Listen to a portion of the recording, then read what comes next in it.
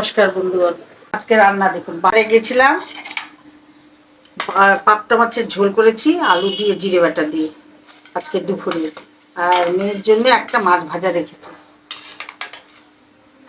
আর কচি কচি সজনে, সেগুলো আজকাল দেখতে পাওয়া যায় না।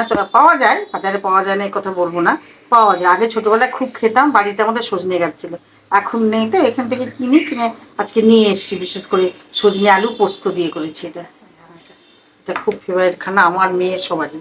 আর একটু কালকে যে বাঁধাকপি মাছের মাথা দিয়ে একটু রয়েছে, আর মুসুর ডাল করেছি ধনে পাতা দিয়ে, আর এই ভাত, আর এই যে শশার স্যালাড। আমি নতুন তো, একটু লাইক করবেন আপনারা, কমেন্ট করবেন, তবেই না বুঝতো আমরাও একটু এগোবো। তাহলে আমি কি করে, আমি তো অত জানি না ভালো করে, যতটুকু বলেছে বেশি দিন হয়নি, আমার 1.5 মাস হয়েছে এই করেছি। একটু আপনারা একটু আমার হেল্প করবেন, তাহলে আমিও খুশি হব।